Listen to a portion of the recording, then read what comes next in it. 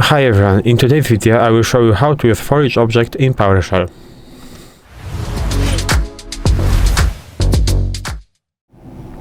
So let's start the video. And what does ForEach-Object do? It processes each object one by one.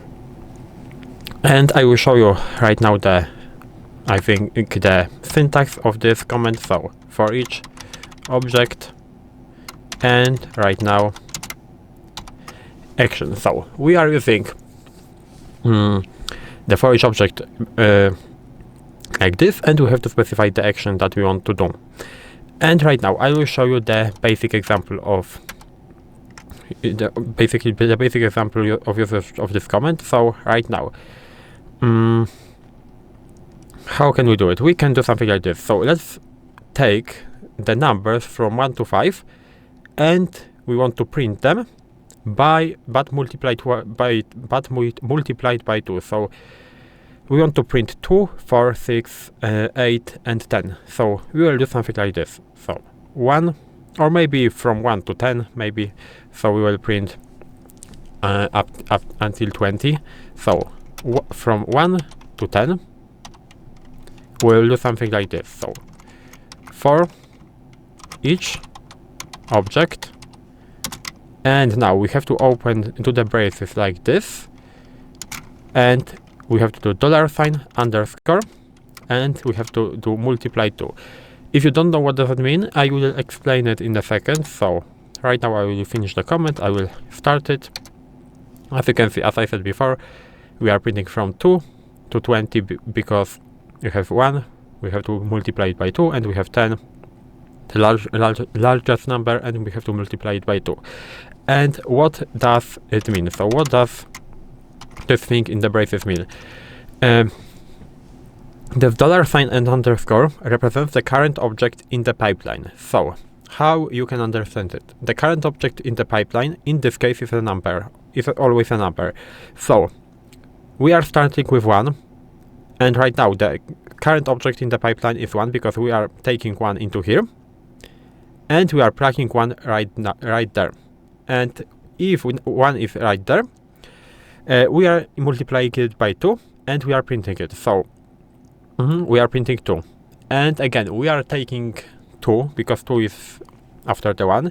We are plugging 2 here and we are multiplying 2 by 2.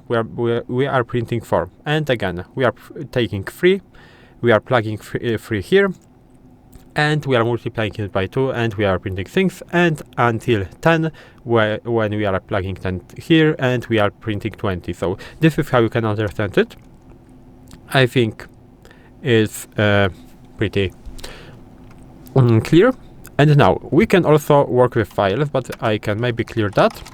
I will leave that here. And now we have some files here, and we will do something like this. So Get-ChildItem for each object, and with the name. What does it mean? So as you can see, this list command is the alias to Get-ChildItem, so this to do exactly the same. So we can compare it. As you can see, with Get-ChildItem, we are getting 4 columns with the mode, last write time, length, and the name. But with this thing, we can only filter the name. So we are printing only the name of each file. So we are printing this column on the right. So this is also pretty important because, as I said before, this sign means represents the current object in the pipeline. So the current object is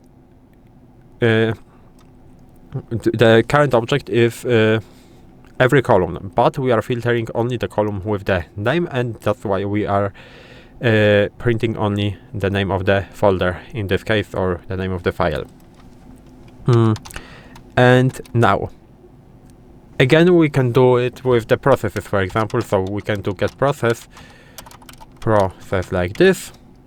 As you can see, we have like 6 columns with the process name, And now what we can do again something like this. So get process, and for each object, and we have to do the name again, and we'll print by doing this only the process name. And now what we can do, we can use short alias to for each comment, to for each object I mean. The short alias is a percent sign, so we can do something like this. From 1 to 5, for example, we can do the pipeline, and now instead of typing for each object, we can do the percent sign, and again, now the syntax is the same, dollar sign underscore plus 10, and we can close that.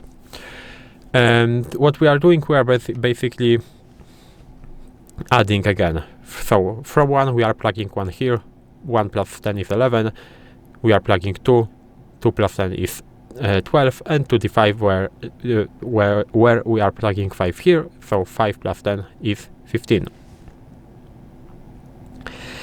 And this is basically all in this video. This is how you can use for each object in PowerShell. If you found this video helpful, you can leave a like, subscribe to the channel, and I hope to see you in the next videos.